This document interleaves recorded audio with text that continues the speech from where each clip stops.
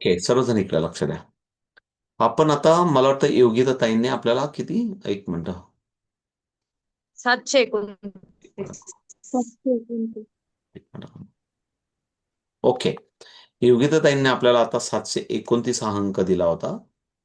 729, 729.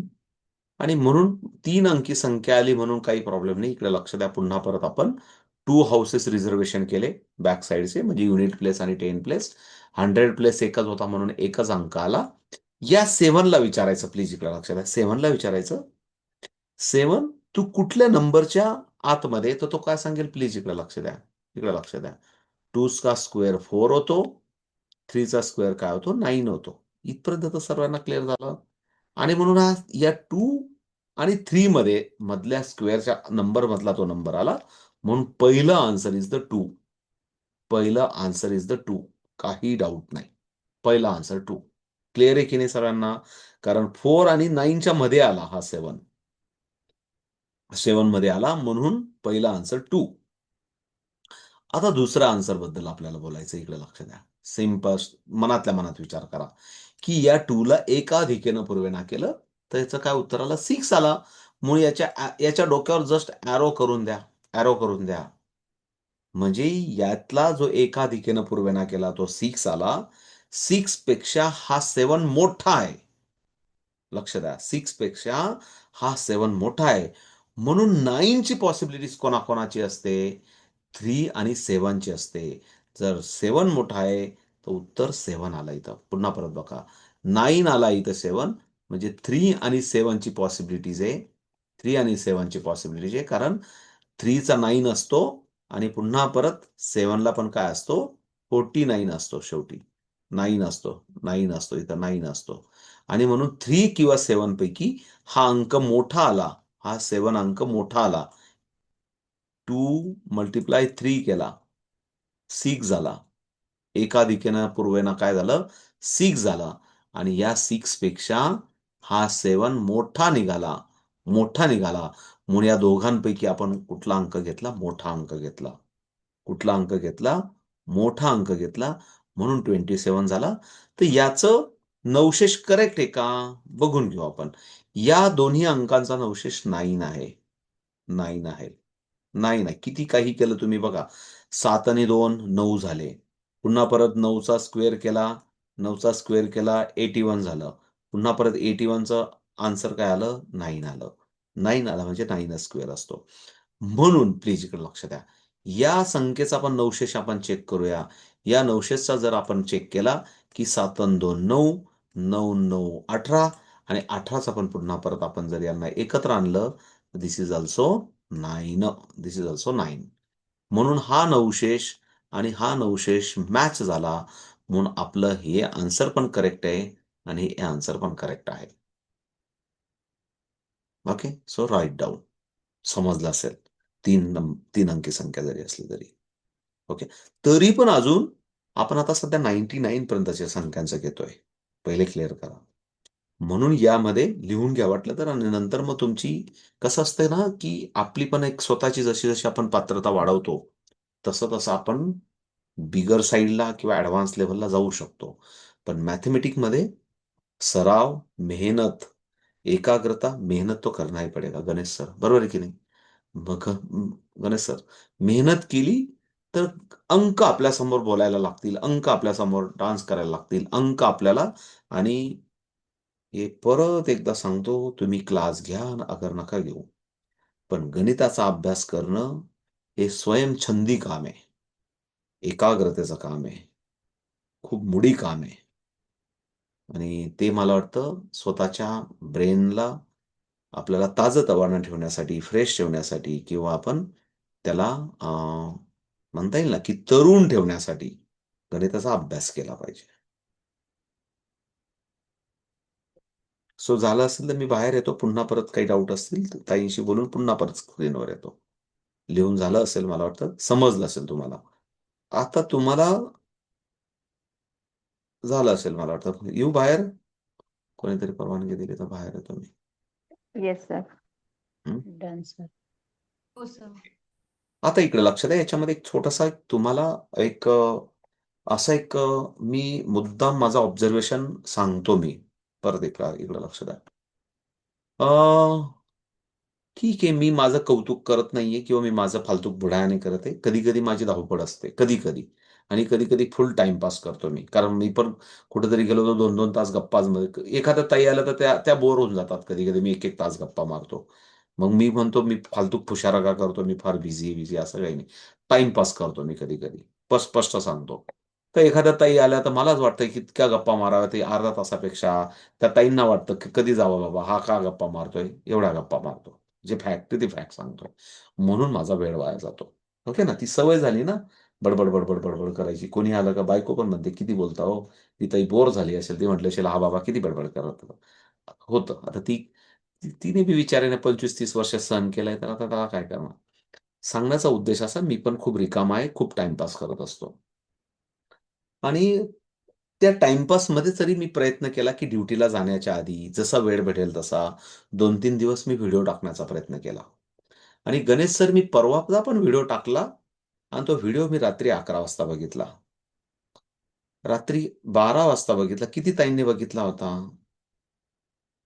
मग नंतर मी व्हिडिओ टाकणं बंद करून दिलं. 14 ताईंनी बघितला होता. किती ताईंनी बघितला होता? 14 ताईंनी बघितला होता. अरे! मग मी म्हटलं, की मी खरोखरच रिकामटेकडा माणूस आहे. मला एक तर मी सोंग आणतो, मी फार बिझी आहे. त्यातल्या त्यात वेळ काढतो. ताई लोकांना काहीतरी म्हणतात ना, की काहीतरी डोक्याला खाद्य द्यावं, म्हणून मी व्हिडिओ टाकून गेलो आणि रात्री 12 पर्यंत मी ड्युटीवरून घरी आलो. रिपोर्ट चेक केला, की how many people are watch the video. तेव्हा मला लक्षात आलं रात्री 12 पर्यंत 14 ताईंनी त्याच्याकडे डुंकून पण बघितलं नाही. त्याला म्हणतात माझ्या गालात जोरात थापड मारली कोणीतरी, की "तुला काय कामं नाही ना भडव्या? गप्प बस. आम्हाला काही घेणं-देणं नाही." म्हणजे भाऊच्या नात्याने जरी तुम्ही कोणीतरी बोललाच असाल आणि मग लक्षात आलं, की ठीक आहे, हे आपलं रिकामपण आहे, आपल्याला वेळ लागलेला आहे. मी बिघडलो, साऱ्या जगाशी बिघडावं, म्हणजे बिघडलो, ते का बिघडावं का बिघडलो का बिघडलं ते काहीतरी गडबडच आहे ती. आता ते आमचं खानदेशी ड आणि ळ मध्ये खोटा प्रॉब्लेम होता, ते बिघडलोच म्हणावं लागेल. सांगण्याचा असा अर्थ, की it is a very, very poor response system.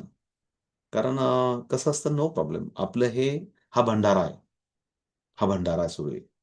या भंडाऱ्यात कोणी ₹11 ची पावती फाडेल, प्रसाद घेऊन जाईल आणि परत म्हणतील, "साहेब घरी आहेत." साहेबांना पण भंडाऱ्याचं म्हणजे आज जेवणाचा ताण मिटला म्हणून ताव मारून घेऊन जातील.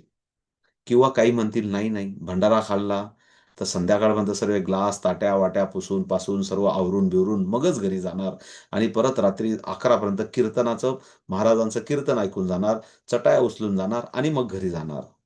तर तो भंडाऱ्याचा खरा योग लागतो आपल्या सत्कारणी, आपल्या आपल्या 7 पिढ्यांना म्हणतो ना, पुण्य लागतं. आणि ताव मारणारे तर खूप येतात. कडायाच्या कडाया आता शाही भंडारा ठेवतात. तिथं साऱ्या गावाच्याच गुंडांचेच पैसे गोळा केलेले असतात. लोकं म्हणतात, "आपल्याला काय करायचंय? आजचं जेवणाचं सुटलं ना, खाऊन पण घ्या आणि बांधून पण घेऊन जा." लोकं म्हणतात अजून, "नाही, नाही, नाही, भंडारा आहे, भंडारा आहे, भंडारा आहे." तसा काही भंडारा काही नसतो. सांगण्याचा अर्थ असा आहे, की हा ज्ञानाचा भंडारा आहे. या ज्ञानाच्या भंडाराला लुटून-पुसून खाल्लं पाहिजे, जरूर केलं पाहिजे. पण त्याच्याबरोबर त्याच्यामध्ये एक नशा पण आली पाहिजे.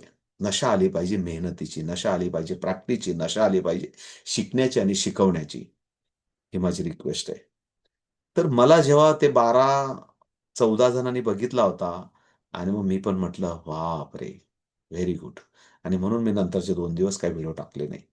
कारण ताई लोकांना भंडारा नाही, त्याला भंडाऱ्याकडे काय बघितलं, ढुंकून पण बघितलं नाही कोणी. मग लक्षात आलं त्या भंडाराला नको आपण काय करायला पाहिजे म्हणून आजचा भंडारा ठेवला मी. की आज तर करावाच लागेल. नाहीतर लगेच ताई मेसेज टाकतील, अचानक जागे झालेल्या ताई, "आज क्लास आहे का?" असा परत प्रश्न येईल. म्हणून म्हटलं चला आपलं कंटिन्यू वारकरी आहोत आपण. पंढरपूरची वारी आपली निघाली वैदिक मॅथेमॅटिक्सची. ती पूर्ण पंढरपूरपर्यंत दर्शन दर्शन तर घडवावंच लागेल ताई लोकांना. तिथपर्यंत पांडुरंगाच्या चरणापर्यंत नेऊन सोडायचंय मला अरुणाताई. मग कोणाला पावतो आणि कोणाला नाही पावतो, तो नंतरचा भाग आहे. खरा वारकरी कोण आणि नंतरचा वारकरी कोण मला माहीत नाही. ते बघू आपण, ठरवूया आपण. ही वारी आहे. हा भंडारा आहे. तर यात मात्र नुसतंच वारकऱ्याचं सोंग कुठल्या गावाला कुठलं जेवण भेटणार आहे याच्यासाठी वारकरी म्हणून करू नका. तर हे एक आपल्याला एक पुण्याचं काम आहे. आपल्या नशिबी आपल्याला मी असं म्हणतो, की आपण अशा एका वंशामध्ये जन्माला आलो, की हा मानव धर्मात आपण जन्माला आलो आणि त्यात आपण एक ज्ञानी ज्याच्याकडे बघितलं जातं, एक ज्ञानी वर्ग म्हणून शिक्षकांकडे बघितलं जातं, की अशा एका पंथात आपण आपण पंथकरी झालेलो आहेत, वारकरी झालेलो आहेत. तर आपल्यावर खूप मोठी जबाबदारी, खूप मोठा पताका, झेंडा फडकवायचा आपल्याला. देश महासत्ता बनवायचा आहे. त्याच्यासाठी आपल्याला वारकरी बनायचं आहे. खूप हजारो लेकरांना आपल्याला याच्यातून म्हणजे आपल्याला म्हणतात ना, की सतविवेक बुद्धीला जागृत असणारे नागरिक आपल्याला घडवायचे आहेत. मग ते अबॅकस किती शिकवतो आणि वैदिक मॅथ किती शिकवतो भाग नाहीये. पण एक देशाचं किंवा जगाचं कल्याण व्हावं, ज्यांच्या वृत्ती अशा असतील, की ते चुकूनही चुकीचा विचार करणार नाही जगाचा आणि देशाचा. तर अशा एक पंथात आपण आहोत, की आपल्यावर खूप मोठी जबाबदारी आहे. सो मी परत एकदा सांगतो, की सर्व ताईंना मी त्या दिवशी व्हिडिओच्या माध्यमातून पण सांगायचा प्रयत्न केला. पण काही हरकत नाही. परत सर्वजण मेहनत करा, अभ्यास करा, प्रामाणिकपणे शिका आणि शिकवा. बघू आपण अजून काय-काय होतं ते. ठीक आहे. बोलायला लागलो, की माझं बडबड थांबत नाही. आवर्त घेतो. 11 वाजलेत. व्हिडिओ लवकर उद्या सकाळी टाकण्याचा मी प्रयत्न करेल. नाही टाकले गेले, कन्व्हर्ट नाही झाले, तर उद्या 4 वाजेनंतर अवेलेबल होतील ग्रुपमध्ये. सो ठीक आहे. सो मला वाटतं स्क्वेअर रूट स्क्वेअर आपण शिकलो होतो. Square root up to 99 3 digit and 4 digit number square root. त्याच्यात मग perfect square, non perfect square पण आपल्याला ओळखता येतात. कारण आन्सर काही सेकंदामध्ये शोधता येतं. त्या आन्सरवरून आपल्याला तो नंबर परफेक्ट स्क्वेअर आहे की नॉन परफेक्ट आहे ते पण शोधता येतं. आणि बेसिक प्रश्नच जर चुकलेला असेल, तर लक्ष द्या. जर तुम्हाला बोर्डाने प्रश्नच चुकीचा दिला असेल, तर बोर्डच ठरवतं की या प्रश्नाचा मार्क सर्व विद्यार्थ्यांना देऊन टाकू. जर प्रश्न चुकीचा असेल, तर त्याला आपला काही ऑप्शन नाही. बट आपण एवढे ज्ञानी आहोत, की आपण प्रश्न चुकीचा आहे की नाही ते पण आपण चेक करू शकतो. बिकॉज ऑफ द नवशेष याच्याप्रमाणे. सो आपण आजचा चॅप्टर इथं थांबूया. काही शंका असतील तर उद्या जरूर सर्व मल्टिप्लिकेशनचे, स्क्वेअरचे जे काही आपण आतापर्यंत व्हिडिओ झालेत, ते बघून ठेवा, प्रॅक्टिस करून ठेवा. मला माहिती आहे लेकरांच्या शाळा सुरू झाल्यात म्हणून 11 is the learning time is over. काही कोणाला काही बोलायचं असेल, तर 2 मिनिटं बोलू आणि मग क्लास थांबवूया. ओके?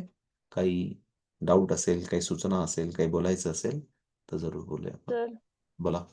तुम्ही ते लेवल 2 चे व्हिडिओज दिलेत ना, त्यातला डे 8 चा व्हिडिओ प्ले नाही होत आहे. डे 8 चा? मी लगेच चेक हम्म. करतो. काय प्रॉब्लेम मी सांग काय काही ओके प्रॉब्लेम नाही. त्याला कारण आहे ना, जर मी आता बोललो ना तुम्हाला, आधी पण बोललो, कॉपीराइट स्ट्राईक जास्त पडतायत सध्या. थोडा जरी सध्या ना मेटा इतका ॲक्टिव्ह झालाय ना सर्वीकडे, थोडंसं जरी WhatsAppवर जरी गेलो तुमच्या या क्लासमधून WhatsAppवर गेलो, तर WhatsAppची पॉलिसी लगेच त्याला लिंक होते, की तुम्हाला YouTubeमध्ये ते तुम्हाला काय ते एक पॉलिसी असते ती, की तुम्ही ते तुमचे हे जे म्हणजे खूप साऱ्या पॉलिसीज आहेत. ती पॉलिसी ब्रेक झाली, की पुन्हा परत ते हे करतं. असं असं मला एवढ्यात खूप इश्यू येतात. म्हणजे एवढ्या 4-6 महिन्यापासून जास्त इश्यू येतायत.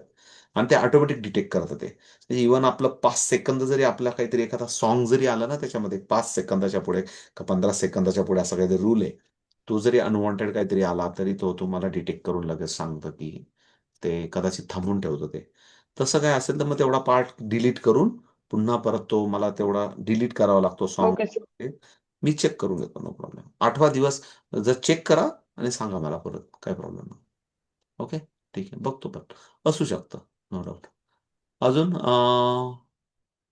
नंदाताई, त्यानंतर सोनवणेताई, अहिरेताई, अरुणाताई, प्रतिभाताई, मयुरीताई, गणेश सर, हिमप्रभाताई, बाकी ताई झोपायला निघाल्या. तर आपण पण निघूया.